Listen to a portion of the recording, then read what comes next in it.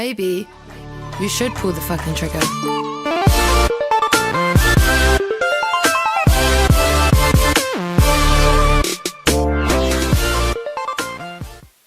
Hi guys, welcome back to my channel. So if this is your first time, don't forget to subscribe, hit the bell button for notifications whenever I upload a video. And if you're returning, thank you so much, I love you. So I got some questions about coming to North Cyprus. So today I just want to answer some questions I received about coming to North Cyprus, and thank you so much for your support in those videos, and I'm glad those videos were really helpful. Just drop your questions on my Instagram, on the comment section below, and I will definitely answer your questions, make videos to answer your questions. So the first question I received was, can you make a video on what to carry when coming to North Cyprus and the climate changes, please? And the second question says, how do they pay tuition fee?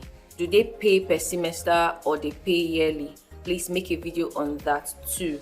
And the other question, okay, let me start with these two and I'll open my Instagram. This one is comments from the comment section on YouTube, so I'll open the ones I have on Instagram and answer those ones as well. But let me start with this one. The first one says, can you make a video on what to carry when coming there and the climate changes, please?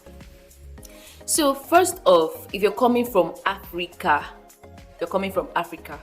I would say you should focus more on foodstuffs and some of your African wares, because I know over the years you're going to spend here, if you're not someone that goes back home regularly, you might end up outgrowing the ones you come with, and you might end up having to sew from some African tailors here, or maybe you have to shop online, or your parents can send it to you, you know, something like that. But I would say if you're coming from Africa or whatever place you're coming from, you should focus on your traditional wears, focus on some African food, your tribal food, cultural food. Wherever you're coming from, just focus on food that are synonymous to where you're coming from, because you're not going to get that here, and even if you're going to get it, it's going to be very, very expensive. For African foods, for instance, it's difficult, very, very, very difficult. So sometimes they are available, sometimes they are unavailable, and you might end up not having to even taste. Like, there's some foods I've not tasted for as long as I've been here because it's nowhere available. Places like UK, US, you can enter any African store and you can buy whatever you want. You can find as many African stores as possible. But here in North Cyprus, we don't have a lot of Africa. What am I saying? We only have one particular Cyprus person, a Cypriot, that started importing African stuff. Check out my video on living on a budget in North Cyprus. I actually went to the store where you can buy some African stuff, and practically for as far as I know, that is actually the only store where you can buy African stuff. If I find any other one that I don't know about, I will still make a video on it, but as far as I know, that is the one that is available where you can buy African stuff, of which the things you can get from there are so limited. So focus more on your African wares, African food. Then don't buy a lot of English wares. If you're coming during the winter, just buy a couple, maybe 2 or 3 winter jackets, maybe winter sweatpants, some shoes that you can use, because if you come here you find all those things. So why put all those things inside your luggage, and then at the end of the day you might come here and see better ones and start buying new ones? Because I can remember that things I bought from Nigeria, when I got here, I eventually didn't wear them because they were looking outdated.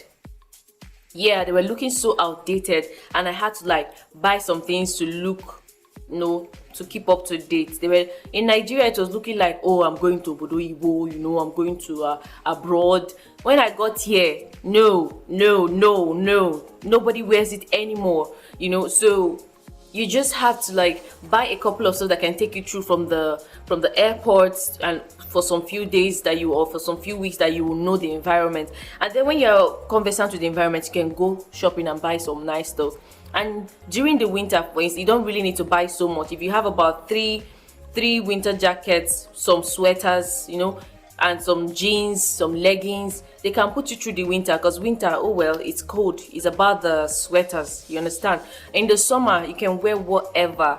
You can wear your nika, you can wear your shorts, you can wear your bomb shirts, you can wear your sleeveless, you can wear your t-shirt, you can wear whatever in the summer. So mostly when you need to really, bother about clothes is in the winter, so that you don't get pneumonia. but in the summer you're free to wear whatever and any ever, you understand? So when you're coming to North Cyprus, focus more on your African stores, because you want to be eating some stuffs, you know. You're just coming from home, so that transition from out of home to a strange environment, maybe if you're not someone that adapts quickly, you need some smooth transitioning, and that food you're coming with or those items you're coming with will help you transition smoothly till you're finally able to adapt to the environment. Yeah, another thing I would say you should come with when you're coming to North Cyprus. Okay, if you're someone that is business inclined, you can decide to come with these things in bulk. You can probably sell some of these things. For my people coming from Nigeria, actually, you can buy things like relaxer. You can buy things like, I'm not saying petals relaxer. If you can buy those ones are plenty. They are so heavy. But if you can buy those sachet ones, I've forgotten their names, Mega Growth or something like that. Those sachet ones, yeah, they're quite, people buy them here because we don't have it. Anyone that has it, that people that want it, buy from them. So if you're someone that is commercially inclined, you can buy attachments, you can buy weave-ons, you can buy wigs, you can buy makeup items, you know, because it's quite difficult to find makeup for people of color, you know. As we are dark, if you enter makeup store, it's difficult to find your shade. So if you can buy makeups, yeah, people will buy. If this one is, there's no debating, people will buy attachments of different color, people will buy wigs, weave-on, you know, things like that, things that appeals to women. You can buy some clothes like dashiki, some African clothes like dashiki, jalabia, stuffs like that.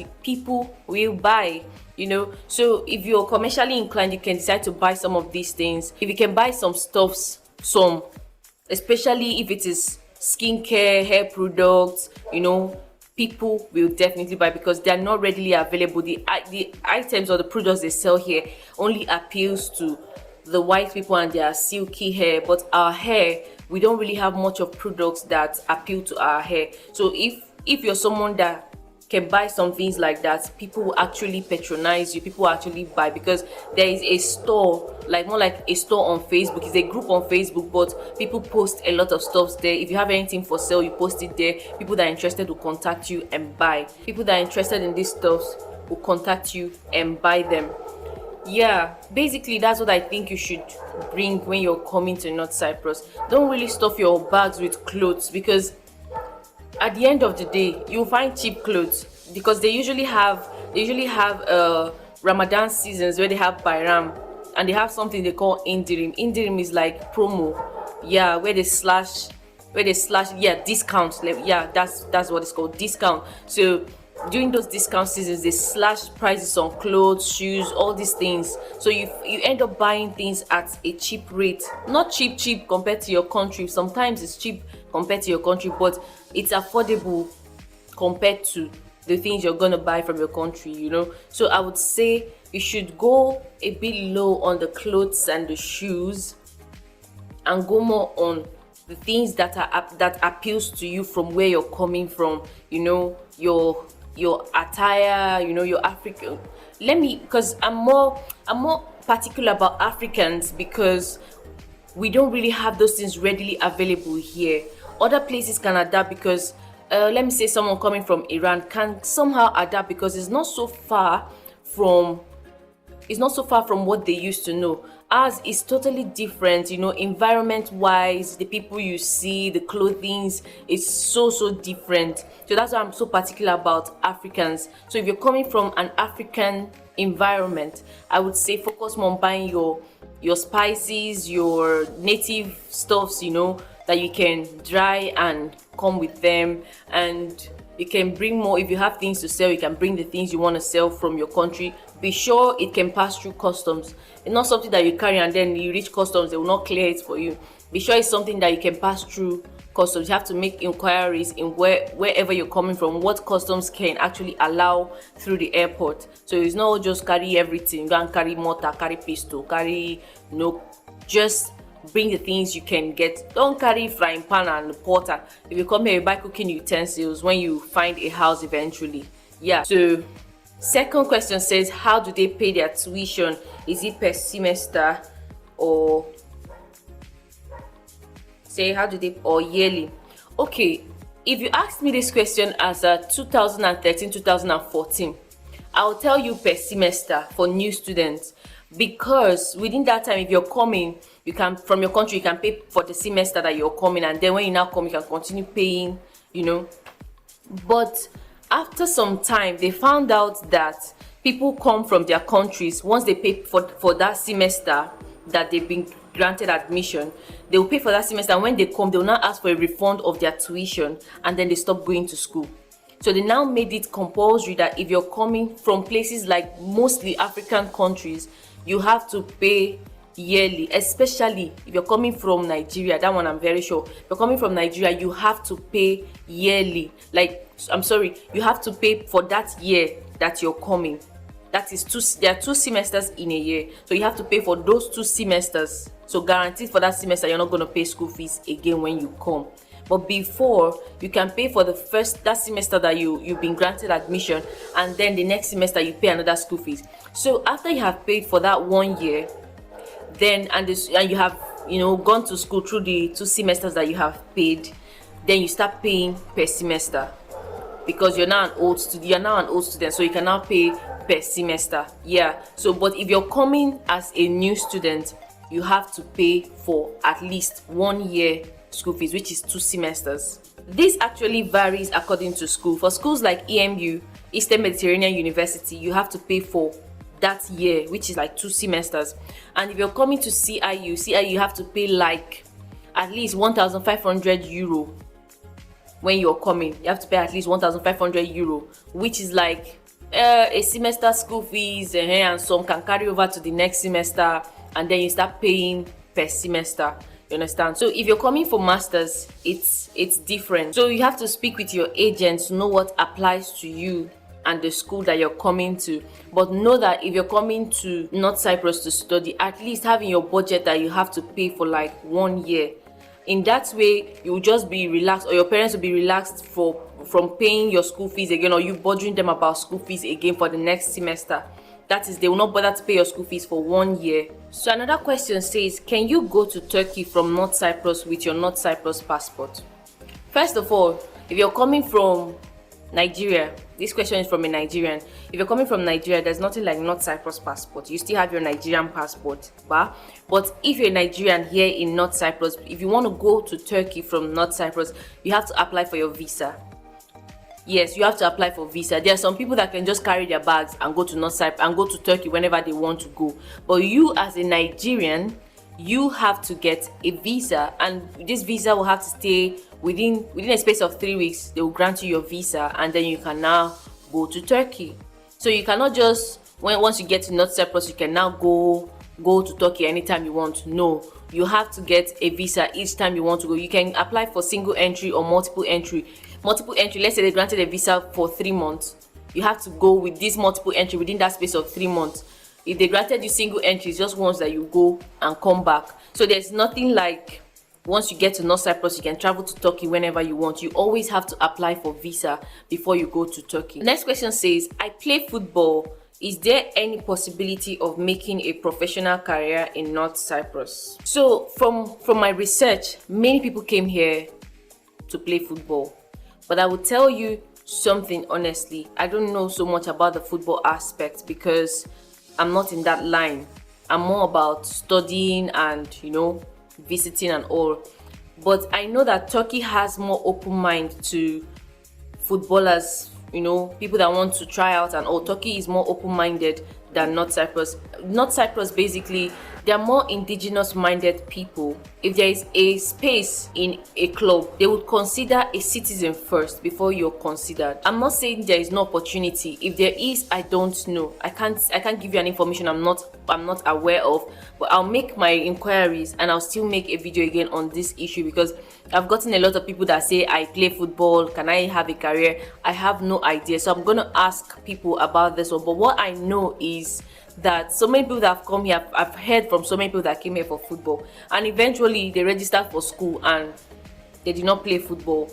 So, and I don't know, I've never heard of anyone that's actually part of a club here in North Cyprus, but I've heard of some Nigerians actually that are part of clubs in Turkey. So I can't give you that information at the moment because I don't know anything about it. It's not my area of expertise. So I'll make my inquiries and I'll get back to you on that. Capiche? I've seen almost all your videos and I must say a big thank you for giving me more insights about North Cyprus. Oh, you're welcome. You're welcome. So this one is asking me if I'm to choose between two schools, which would I prefer? Every school has their own qualities, so I can't choose a school for anybody. I can't tell you pick this school over this school, pick this one over this one. It's every school is good. All the schools you find in North Cyprus is good. The major point that they have is they are affordable compared to other parts of the world. You know, you can go to school at an affordable rate. So I can't say this school is better, this school is not better. And the good thing about it is there's flexibility of you transferring to another school if you're not okay with the school that you're currently enrolled in. You know, if you're not okay with your school, you can switch to another school. So don't worry about the school. Once you start the school and you don't like the school, you can switch to another school. Yeah. This person said I need to know more about accommodation and stuff. I have said all there is to know about accommodation. Watch my other videos, and that's what I can tell you about accommodations. If there is anything more, I'll update you in my next answered questions video. So it says, how is life generally in North Cyprus? Well, check my other videos. I don't know what part of life you're talking about, but I'm trying so much to help with videos that can make you live on the most minimum budget ever in North Cyprus, because it's of no use telling you how to live on high end where there are other people around that actually looking for a way to live on a budget. So I am only here to bring videos on how to live on a budget, how to go about your living in North Cyprus, anything about high-end living in North Cyprus. Maybe I might do a video about high-end living in North Cyprus, but oh well, you can always find that anywhere on YouTube if you search. But I'm more about low-budget living, you know, how you can live to your most minimum $1 in North Cyprus. That is all I'm about at this point. Yeah. This one said people are discouraging me about going to North Cyprus. Well, I don't see a question here, but whoever is discouraging you should give you the reason. Personally, if you're looking to leave your country, North Cyprus is a safe place to be. That I can tell you. It is a very safe place to be. The environments are very conducive, you know. The people are not like, it's not a place that you feel like you're haunted or you're being harassed, like I always say in my videos. So if you're looking for a place to study at an affordable rate, if you're looking to leave your country and send your children, or if you're looking to send your children abroad, you know, that is not so expensive like UK and US and Germany is free tuition. UK and US and the likes of them, you can send them to North Cyprus because the tuition is very affordable. The living is dependent on your child's lifestyle. So the living in North Cyprus doesn't marginalize your child or you as a person coming to North Cyprus to live in a certain kind of way. So there's flexibility on what and how you want to live. So I don't know, whoever is discouraging you from coming to North Cyprus has their reason, which you should hear from them. Personally, I won't discourage and I won't tell you come or don't come.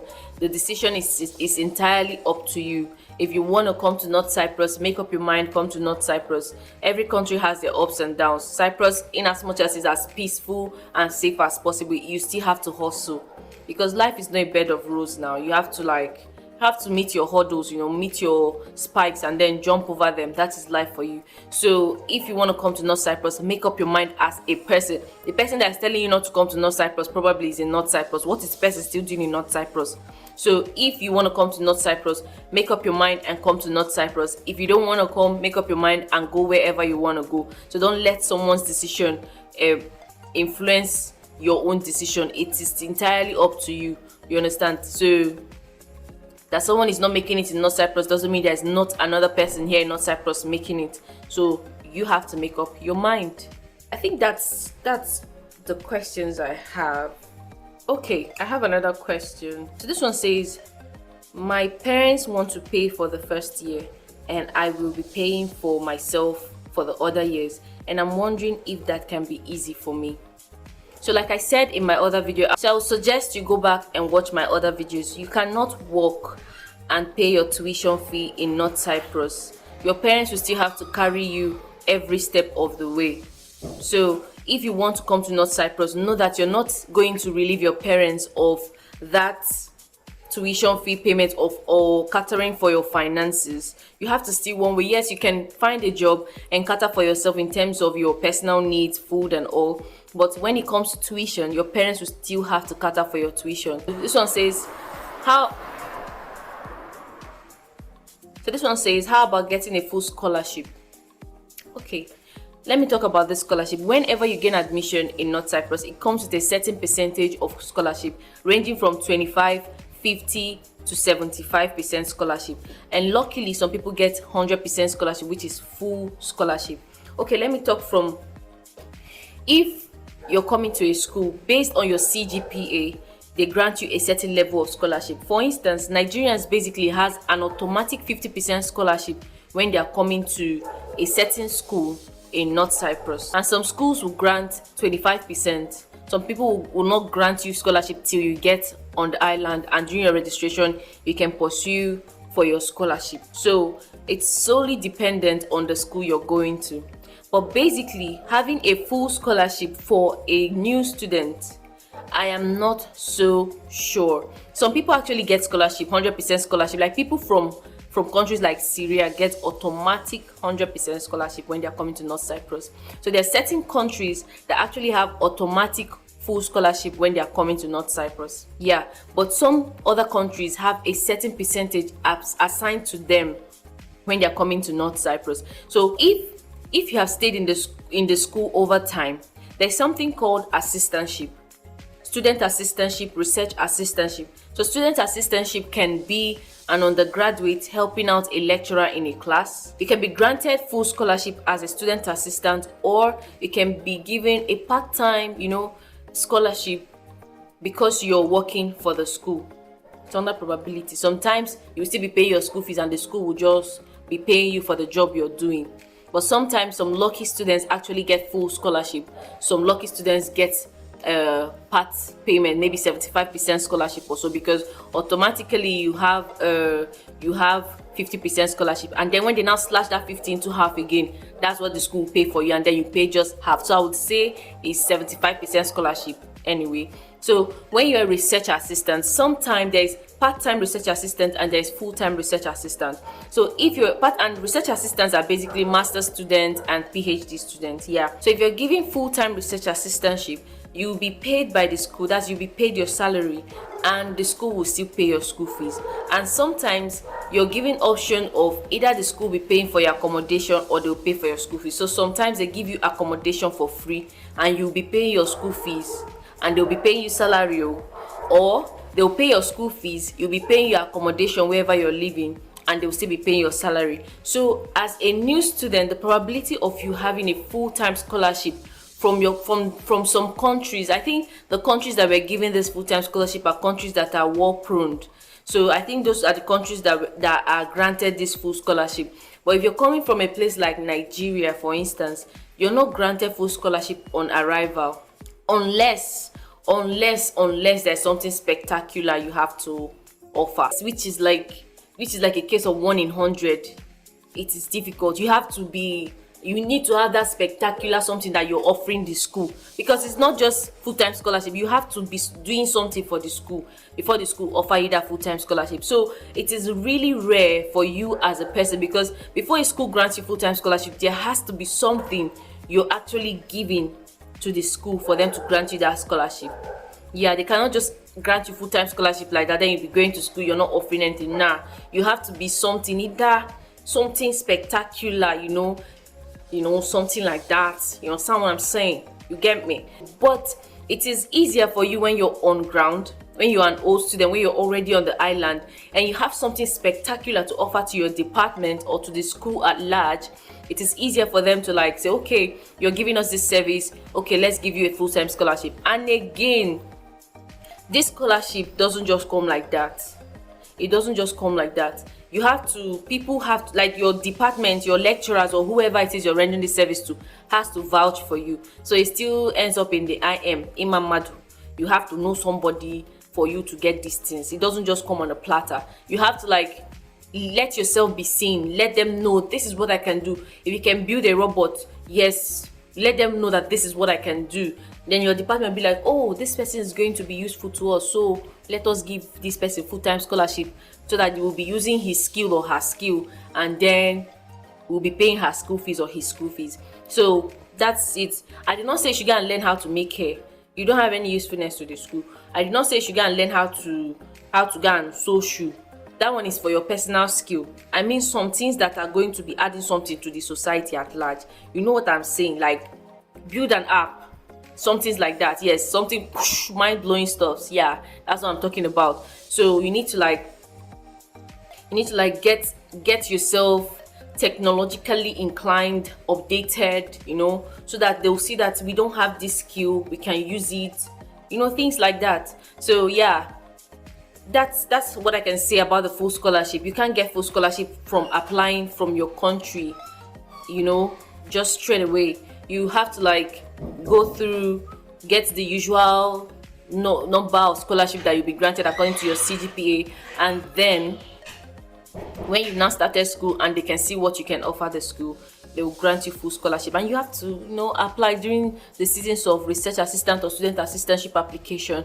You apply, go for the interview, and if you get the job, you're given full-time scholarship. I think that's the last question actually. So I'm going to end the video here. Send in your questions if you have any question. I will gladly make my research and answer these questions for you. Gladly I will.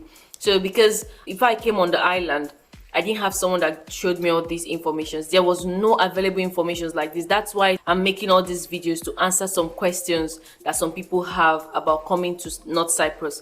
If you search for North Cyprus, you see more of the south side. So there's really not a lot of information about coming to the north side. So I just said, okay, why not just make these videos? You've already had this information accumulated over the years. Why not just make this video and answer these questions? Yeah, so that's it for this video, guys. Send in your questions. I will gladly make videos and answer them. Don't forget to comment, share this video with your friends, and like, subscribe to my channel. So if you're not subscribed, I don't know what it's free now. Nobody's going to charge you. Just hit that red button and subscribe, and hit the bell button, and once I upload a video, poof, it will just pop up on your page, pop up on your phone, you know.